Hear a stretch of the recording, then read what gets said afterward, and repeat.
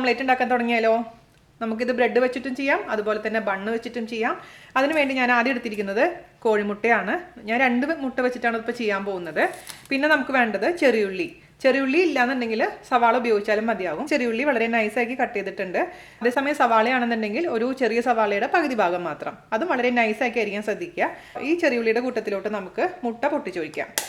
മുട്ട പൊട്ടിച്ചൊഴിക്കുമ്പോൾ അതിൻ്റെ ഷെല്ലൊന്നും താഴെ വീഴാതെ സൂക്ഷിക്കുക. വീണിട്ടുണ്ടെങ്കിൽ അതങ്ങ് എടുത്ത് കളയുക, അല്ലെങ്കിൽ മുട്ടയുടെ തോട് കഴിക്കുമ്പോൾ ഒരു സുഖം ഉണ്ടാവില്ല. നമുക്ക് ചേർത്ത് കൊടുക്കേണ്ടത് പച്ചമുളകാണ്. ഒരു 3 പച്ചമുളക്. ഇത് പച്ചമുളകാണ് ഇതിൻ്റെ ഹൈലൈറ്റ് കേട്ടോ. പച്ചമുളക് അധികം വേണം. കുട്ടികൾക്ക് കൊടുക്കണമെങ്കിൽ പച്ചമുളക് നിങ്ങൾക്ക് ഒഴിവാക്കാൻ, അതിന് പകരം കുരുമുളക് പൊടി ഉപയോഗിച്ചാൽ മതി. പിന്നെ കുറച്ച് മല്ലിയില നിർബന്ധമൊന്നുമില്ല. ഞാൻ സാധാരണ രീതിയിൽ എനിക്ക് വേണ്ടി ഉണ്ടാക്കുമ്പോൾ ഞാൻ മല്ലിയില എടുക്കാറില്ല. പക്ഷേ കുറേ പേർക്ക് മല്ലിയില ഇഷ്ടമായതുകൊണ്ട് ഞാൻ മല്ലിയില ഇടുന്നു. അതേസമയം മല്ലിയിലയ്ക്ക് പകരമായിട്ട് നിങ്ങൾക്ക് കറിവേപ്പില ഉപയോഗിക്കാം. ഓക്കെ. അതുപോലെ തന്നെ ഒരു അല്പം മഞ്ഞൾപ്പൊടി ഓപ്ഷനിലാണ്. മഞ്ഞൾപ്പൊടി ഇല്ലെങ്കിലും കുഴപ്പമൊന്നുമില്ല, ഒരു കളർ കിട്ടാൻ വേണ്ടി മാത്രം. പിന്നെ അല്പം ഉപ്പ് ഇടുമ്പോൾ എപ്പോഴും ശ്രദ്ധിക്കണം കേട്ടോ. അപ്പോൾ നന്നായിട്ട് ഇത് ബീറ്റ് ചെയ്യാം. അതിലോട്ട് ഒരു 2 ടേബിൾ സ്പൂൺ വെള്ളം ഒഴിച്ചു കൊടുക്കുക. വെള്ളം അല്ലെങ്കിൽ പാല്. അതെന്തിനാന്ന് വെച്ച് കഴിഞ്ഞാൽ നല്ല മുട്ട നന്നായി വീർത്ത് വരാനാണ്, ഫ്ലഫി ആവാൻ വേണ്ടിയിട്ടാണ് നമ്മൾ മുട്ട ഓംലെറ്റ് ഉണ്ടാക്കുമ്പോൾ വെള്ളം അല്ലെങ്കിൽ പാല് ചേർക്കാൻ പറയുന്നത്. ഞാൻ പാല് ചേർക്കുന്നില്ല, ഒരല്പം വെള്ളം ചേർത്ത് കൊടുക്കാൻ പോവുകയാണ്. ഒരുപാടൊന്നും വേണ്ട കേട്ടോ, ഒരല്പം മാത്രം മതി. ഇത് നന്നായിട്ട് ബീറ്റ് ചെയ്യാം. പിന്നെ നിങ്ങൾക്ക് വേണമെന്നുണ്ടെങ്കിൽ മുളക് പൊടി ഉപയോഗിക്കാം. പിന്നെ അതേപോലെ തന്നെ ഇഞ്ചി വേണമെങ്കിൽ ഉപയോഗിക്കാം.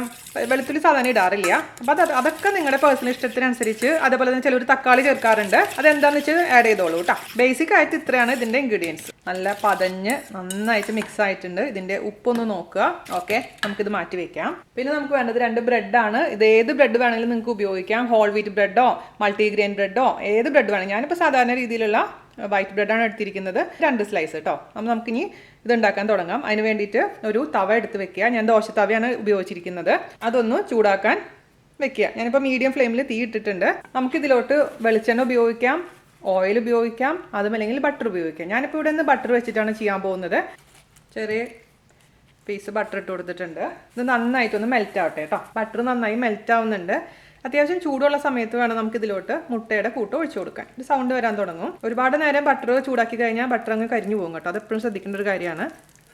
ബട്ടർ അല്ലെങ്കിൽ വെളിച്ചെണ്ണ നന്നായി ചൂടായതിനു ശേഷം നമുക്ക് അതിലോട്ട് നമ്മുടെ മുട്ടയുടെ കൂട്ട് ചേർത്ത് കൊടുക്കാം. ഒഴിച്ചു കൊടുക്കാൻ പോകണം ഞാൻ.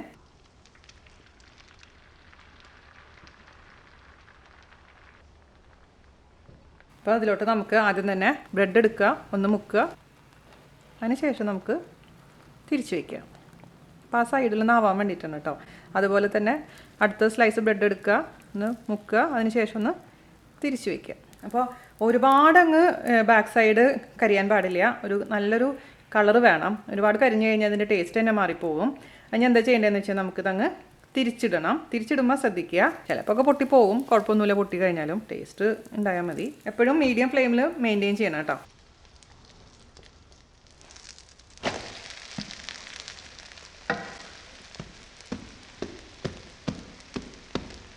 ഞാനതങ്ങ് ഓഫ് ചെയ്തേക്കാം. ഒരുപാട് നേരം അങ്ങ് മൂത്ത് കഴിഞ്ഞാൽ ടേസ്റ്റ് ഉണ്ടാവില്ല. ഒരു പാത്രത്തിലോട്ട് മാറ്റാം.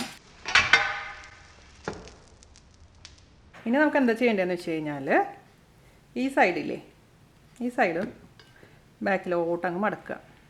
അതേപോലെ തന്നെ ഈ അറ്റവും ഇങ്ങനെ മടക്കുക. അത് ഉദ്ദേശിക്കുന്നത് എന്താണെന്ന് വെച്ച് കഴിഞ്ഞാൽ ബ്രെഡിൻ്റെ ഉള്ളിലോട്ട് സാൻഡ്വിച്ച് പോലെ ആക്കുന്നതാണ് കേട്ടോ. അപ്പോൾ ഇങ്ങനെ ചെയ്യാൻ പറ്റിയില്ലെങ്കിൽ കുഴപ്പമൊന്നുമില്ല. ഇപ്പം ഇച്ചിരി പൊട്ടിയെന്ന് വെച്ചിട്ട് ടെൻഷൻ്റെ ആവശ്യമൊന്നുമില്ല.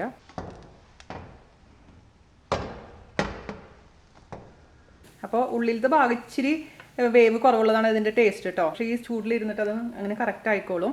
ഇത്രയുള്ള പരിപാടി ഈസിയാണ്, അതേസമയം നല്ല ടേസ്റ്റിയാണ്. ശരിക്കും പറഞ്ഞാൽ ഭയങ്കര ഫില്ലിംഗ് ആണ്. അപ്പോൾ മടിയുള്ള ദിവസങ്ങളിൽ ഞാൻ കഴിക്കുന്ന ബ്രേക്ക്ഫാസ്റ്റുകൾ ഒന്നാണ് ഈ ബ്രെഡ് ഓംലെറ്റ്. അപ്പോൾ നിങ്ങളുടെ അടുത്ത് ബ്രെഡ് ഇല്ലെങ്കിൽ ബണ്ണ് ഉപയോഗിക്കാം. ബണ്ണാണെന്നുണ്ടെങ്കിൽ ജസ്റ്റ് ഒന്ന് മുറിക്കുക, അതിനുശേഷം കുറച്ച് ബട്ടറിലൊന്ന് ടോസ്റ്റ് ചെയ്തെടുക്കുക, അതിനുശേഷം ഓംലെറ്റ് ഉണ്ടാക്കിയിട്ട് ഉള്ളിലോട്ട് വെക്കുക. അങ്ങനെയാണ് നമ്മൾ ബൺ ഓംലെറ്റ് എന്ന് പറയുക. അല്ലെങ്കിൽ ഈ പ്രൊസീജിയർ ചെയ്ത് കഴിഞ്ഞാലും മതി. പക്ഷേ ബ്രെഡ് ഓംലെറ്റ് ആണ് ഞാൻ സാധാരണ ഉണ്ടാക്കാറുള്ളത്. അപ്പോൾ എല്ലാവർക്കും ഇഷ്ടപ്പെട്ടു എന്ന് വിശ്വസിക്കുന്നത്. വളരെ എളുപ്പമാണ്, അതേസമയം നല്ല ടേസ്റ്റിയാണ്. അപ്പോൾ ഫോട്ടോ ഒക്കെ എടുത്ത് കഴിഞ്ഞതിന് ശേഷം ഞാനൊരു പീസ് ടേസ്റ്റ് ചെയ്യാം. ഇതാ ഞാൻ ഫോട്ടോ ഒക്കെ എടുത്ത് കൊണ്ടുവന്നിട്ടുണ്ട് കേട്ടോ. ഞാൻ ഭംഗിക്ക് വേണ്ടിയിട്ട് ചുമ്മാ മുളകൊക്കെ എൻ്റെ മുകളിൽ വെച്ചതാണ്.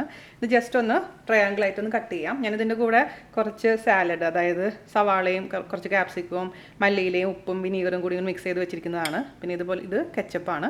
കുട്ടികൾക്ക് എന്തിൻ്റെ കൂടെ ഇഷ്ടം നമുക്കറിയില്ലല്ലോ. കുട്ടികൾക്ക് കൊടുക്കുമ്പോൾ ചെറിയുള്ളി ആണെങ്കിലും പച്ചമുളകാണെങ്കിലും ഒക്കെ കുട്ടികളുടെ ഇഷ്ടത്തിനനുസരിച്ച് ആഡ് ചെയ്യാൻ മറക്കരുത്. കാരണം ചില കുട്ടികൾക്ക് അത് ഇഷ്ടം ഉണ്ടാവില്ല. അപ്പോൾ ടിഫിൻ ബോക്സിലൊക്കെ കൊടുത്തു വിടുകയാണെന്നുണ്ടെങ്കിൽ, മുട്ടയൊക്കെ ഇഷ്ടമുള്ള കുട്ടികൾക്കാണെന്നുണ്ടെങ്കിൽ ഇഷ്ടപ്പെടാനാണ് ചാൻസ്. പക്ഷേ ഇതൊക്കെ എൻ്റെ മക്കൾ ചൂടോടുകൂടി മാത്രമേ കഴിക്കുള്ളൂ, സ്കൂളിലേക്കൊന്നും കൊണ്ടുപോകാറില്ല. അസലായിട്ടുള്ള നമ്മുടെ ബ്രെഡ് ഓംലെറ്റ് റെഡി ആയിട്ടുണ്ട്. ഞാനൊരു പീസ് കഴിക്കാം. പുള്ളി നല്ല സോഫ്റ്റ് ആയിരിക്കും. ആ പച്ചമുളകിൻ്റെ എരിവും ആ ചെറിയുള്ളിയുടെ ആ ഒരു ടേസ്റ്റും ഫ്ലഫി ആയിട്ടിരിക്കുന്നുണ്ടോ. പേഴ്സണലി ഞാൻ മല്ലിയില പ്രിഫർ ചെയ്യുന്നില്ല കേട്ടോ. ഞാൻ സാധനം ഉണ്ടാക്കുമ്പോൾ മല്ലിയില ഞാൻ ഇടാറില്ല. ചിലപ്പോൾ കറിവേപ്പില ഇടാറുണ്ട്, പക്ഷേ മല്ലിയില ഇടുമ്പോൾ ഒരു നോർത്ത് ഇന്ത്യൻ ടേസ്റ്റിലോട്ടാണ് വരുന്നത്. എനിവേ അത് നിങ്ങളുടെ ഇഷ്ടത്തിനനുസരിച്ച് ചെയ്തോളൂ. അപ്പോൾ എല്ലാവർക്കും ഇഷ്ടപ്പെട്ടു എന്ന് വിശ്വസിക്കുന്നു. ഇഷ്ടപ്പെടുകയാണെന്നുണ്ടെങ്കിൽ നമ്മുടെ വീഡിയോ ഷെയർ ചെയ്യാനും ലൈക്ക് ചെയ്യാനും സബ്സ്ക്രൈബ് ചെയ്യാനും മറക്കില്ല എന്ന വിശ്വാസത്തോടു കൂടി അടുത്ത വീഡിയോ ആയിട്ട് കാണുന്നവരെ നന്ദി, നമസ്കാരം. താങ്ക്